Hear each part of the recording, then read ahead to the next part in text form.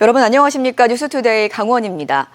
원주시가 올해로 시로 승격된 지 70년이 됐습니다. 성장을 거듭해온 원주시는 이제 인구 50만, 중부 내륙의 거점 경제도시를 목표로 하고 있는데요. 대도시 특례 적용이 중요한 과제로 꼽힙니다. 윤하은 기자가 취재했습니다. 1955년 9월 1일, 옛 원주시와 원성군이 합쳐져 새로운 원주시가 공식 탄생했습니다. 70년이 지난 지금 원주는 강원도 내 총생산의 5분의 1을 차지하는 경제도시이자 유일하게 인구가 늘고 있는 지역입니다. 혁신 기업도시를 바탕으로 성장 잠재력이 크고 반도체와 의료 AI 등 미래 산업에 대응해가는 명실상부 강원도 제1도시로 자리매김했습니다. 시승격 70주년을 맞은 이때 원주시는 대도시 특례 적용에 주목하고 있습니다. 저희에게 특별한 규정, 그 대도시 특례를 달라는 겁니다. 그렇게 되면 재정도 커지고 저희 권한도 커지고 또 대도시로 실제 대도시로 갈 수가 있는 그 시간도 훨씬 단축할 수가 있기 때문에 개정된 지방자치법 시행령에 따라 인구 30만 이상인 지자체 가운데 면적 1000제곱킬로미터 이상인 경우 50만 대도시에 준하는 특례를 적용받을 수 있습니다. 대도시 특례를 적용받게 되면 25개 법률, 107개 사무가 원주시로 이관됩니다. 시민 생활 환경과 밀접한 악취 소음 관리 지역 지정부터 지역 산업 일자리와 연계된 특화 산업단지 지정과 승인 권한, 10만 제곱미터 이상의 대규모 주택 신설과 대지 조성 사업의 사업 계획 승인도 가능해집니다. 시민들이 체감하는 정책을 속도감 있게 실현할 수 있게 되는 겁니다. 하지만 원주시의 경우 인구 기준은 36만 2천 명으로 충족하지만 면적 기준은 868.3제곱킬로미터로 미달합니다. 전문가들은 인구 30만 이상 기초지자체 가운데 면적 1000제곱킬로미터 규정을 충족하는 곳이 한 곳도 없어 사문화될 우려가 큰 만큼 수정이 필요하다고 지적합니다. 박정아, 송기현 의원이 대표 발의한 50만 대도시 특례 적용 면적 기준을 500제곱킬로미터로 줄이자는 내용의 법률 개정안은 1년 가까이 계류 중으로 언제 통과될지 기약이 없습니다. 비수도권 거점 대도시를 확대해야 된다. 인구 기준을 하향을 조정시키거나 아니면 정성적 기준을 통해서 대도시 특례를 줄 수 있다는 원주시는 연구 용역을 통해 정부와 정치권을 설득할 논리 개발에 착수했습니다. 시민들의 삶에 구체적으로 적용될 특례를 미리 찾아보고 구미, 아산, 진주 등 원주와 비슷한 상황인 시군과의 협력도 다각적으로 모색할 계획입니다. 시승격 70주년을 맞은 원주시, 강원도를 넘어 중부 내륙 거점 도시로 가기 위한 중요한 기로에 섰습니다. MBC 뉴스 윤하은입니다. 민생 치안을 돌보는 경찰 기관인데 어두운 밤이 되면 오히려 문을 닫는 곳이 있습니다. 바로 농촌 치안센터인데요. 왜 그런 건지 김준겸 기자가 취재했습니다. 춘천 산골마을에 위치한 치안센터. 어두컴컴한 밤인데 오히려 문이 닫혀 있습니다. 밤 9시가 넘은 시간입니다. 춘천 덕도원리에 위치한 의암 치안센터에 와봤는데요. 이렇게 문이 굳게 잠긴 채 근무자가 없는 상태입니다. 이곳은 평일 야간은 물론 주말 24시간 내내 근무자가 없습니다. 비슷한 시각 춘천 북산치안센터도 근무자가 없어 을씨년스러운 분위기만 풍깁니다. 마을 주민들은 두려움을 안고 밤을 보냅니다. 요즘 무섭잖아요. 여기 농어촌 이제 노인들도 많이 사시고 이제 외부인들이 많이 들어와 살다 보니까 그런 것도 없잖아. 염려스럽지 있어야 되지 않을까? 경찰분들이 좀 배치를 해서. 농촌의 치안 공백을 메우는 치안센터가 야간이나 주말에 문을 닫게 된 건 20여 년 전부터입니다. 지난 2003년부터 파출소 여러 개를 지구대로 통합시키면서 농촌 치안센터 인력을 도심 지구대와 파출소로 보낸 겁니다. 하지만 일선 지구대와 파출소마저 인력난에 허덕입니다. 춘천의 경우 지구대와 파출소 정원이 255명인데 휴직과 부상 등으로 인한 결원이 잦아지면서 현재 24명이 부족한 상태입니다. 게다가 강원 지역에서만 경찰 86명을 도심 위주로 활동하는 기동순찰대로 차출했습니다. 묻지마 안동 등 이상동기 범죄를 막기 위해 2023년 기동순찰대를 만든 건데 기존의 일선 경찰이 하는 일과 다를 바 없다는 내부 비판이 제기되고 있습니다. 실제 지난해 강원경찰청이 발표한 기동순찰대 우수성과 사례에는 공중화장실 비상벨 설치나 가로등 CCTV 설치, 범죄 우려 폐가 철거 등이 포함돼 있습니다. 흉악 범죄를 막겠다는 취지와는 거리가 멉니다. 경찰 기동대를 즉각 폐지하고 해당 인력과 예산을 지구대, 파출소 등 현장 부서에 재배치하라. 중범죄 예방과 도심 위주의 인력 배치로 농촌 생활 치안이 사각지대에서 벗어나지 못하고 있습니다. MBC 뉴스 김준겸입니다. 올여름 강릉의 누적 강수량이 200mm에도 채 미치지 못하면서 지난 10년 평균의 30%를 밑돌고 있는데요. 9월이 돼서도 당분간 비 소식이 없는 가운데 태풍이 오지 않으면 가뭄이 해소되지 않을 거란 전망까지 나오고 있습니다. 이준호 기자가 취재했습니다. 바닥이 훤히 드러난 강릉 오봉저수지.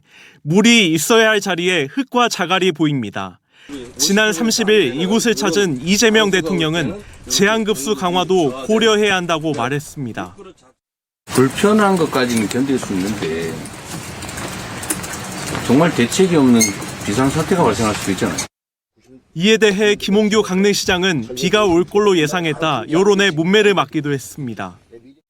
기간상 9월달은 제가 비 올 거라고 저는 굳게 믿고 있습니다. 작년에도 우리가 하나님 믿으면 안 돼요. 아닙니다. 작년에 저희가 9월 한 달에 380mm 완료가 있는데 지금 이 북태평양 고기압에다가 티벳 고기압이 겹쳐 있어서 강릉시장이 말한 굳은 믿음과 달리 기상 여건은 녹록치 않습니다. 앞으로도 최소 열흘 동안 비가 거의 내리지 않는다는 전망이 나오기 때문입니다. 우리나라는 북태평양 고기압 가장자리에 위치하면서 강원 영서는 6일 비가 내리겠으나 강원 영동은 대부분 구름 많은 날씨가 이어지겠습니다. 올해 6월부터 석 달 동안 강릉의 누적 강수량은 188mm, 지난 10년 평균의 30%에도 미치지 못합니다. 최근 가뭄의 원인은 한반도 남서쪽의 비구름이 태백산맥을 거의 넘지 못하고 있기 때문입니다. 서해나 남해에서부터 우리나라 북동쪽으로 비구름대가 이동해가는 이런 패턴을 많이 보이고 있는 것이 최근의 경향입니다. 이런 패턴 하에서는 영동 지방에서는 큰 비를 기대할 수 없겠습니다. 가을에 북태평양과 티베트 고기압의 영향이 줄어도 많은 비가 내리지 못할 전망입니다.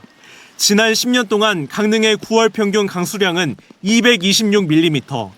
그나마 태풍이 올 경우에나 많은 비를 기대할 수 있습니다. 영동 지방의 경우에는 가을 장마가 좀 활성화되는 경우에도 태풍이 오지 않으면 큰 비를 기대하기는 어렵다고 생각합니다. 기상 여건이 좋지 않은 상황이 계속되는 가운데 강릉의 물 부족 문제는 당분간 이어질 전망입니다. MBC 뉴스 이준호입니다. 극심한 가뭄으로 강릉시에 재난 사태가 선포된 가운데 강릉시가 어제 가뭄 대응 추가 대책을 발표했습니다.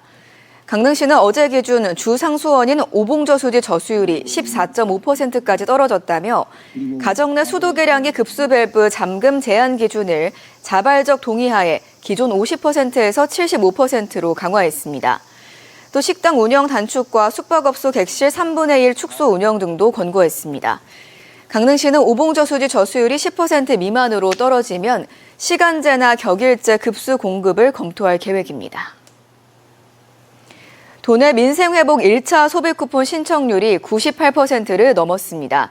강원도에 따르면 149만 5,800여 명의 대상자 중에서 어제 0시를 기준으로 147만 100여 명이 신청해 98.4%의 신청률을 기록했습니다. 도내 18개 시군 모두 98% 안팎의 신청률을 보이고 있습니다. 전 국민 90%에게 1인당 10만 원이 지급되는 민생회복 2차 소비쿠폰 신청은 오는 22일부터 시작됩니다. 민주노총 건설노조 강원지역본부가 어제 고용노동부 원주지청 앞에서 기자회견을 열고 건설 현장의 중대재해, 불법행위 근절을 촉구했습니다. 건설노조 강원본부는 중대재해, 불법하도급, 불법고용, 임금체불을 건설 현장 4대 악으로 규정하고 이를 근절하기 위한 활동을 해나가겠다면서 이번 정부에선 실효성 있는 대책이 나와야 한다고 요구했습니다. 전국 건설노조는 강원 지역을 비롯해 전국 10곳에서 기자회견을 열고 임금 단체 협약 체결, 건설 현장 4대악 근절을 위한 투쟁을 선포했습니다.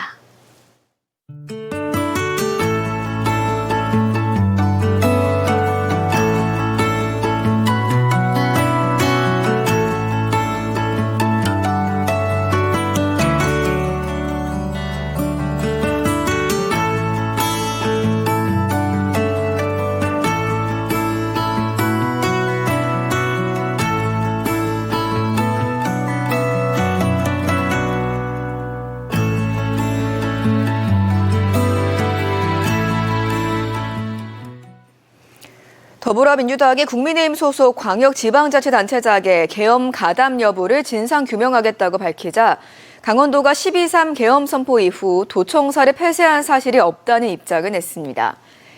이어 평소에도 청사는 심야에 무인 경비 시스템으로 운영되고 있고 출입증을 폐용한 경우에만 출입이 허용되고 있다고 설명했습니다. 앞서 전현희 더불어민주당 3대 특검 종합대응특위 총괄위원장은 광역단체장 다수가 계엄당의 청사를 폐쇄하고 비상회의를 진행했다고 알려졌지만 한 번도 수사가 이루어지지 않았다고 주장하면서 특검의 수사를 촉구했습니다.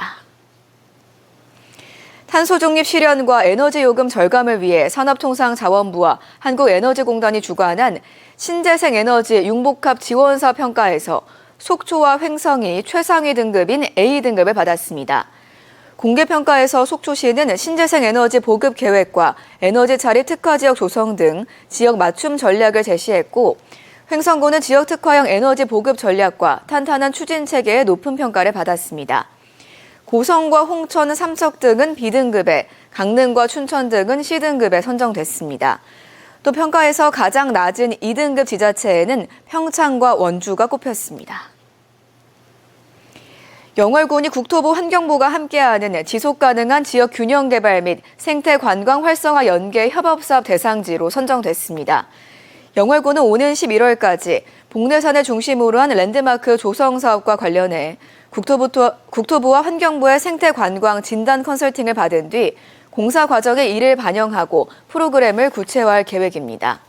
컨설팅 결과물로 만들어진 프로그램을 바탕으로 생태 관광지에 선정되면 운영비도 지원받을 수 있습니다.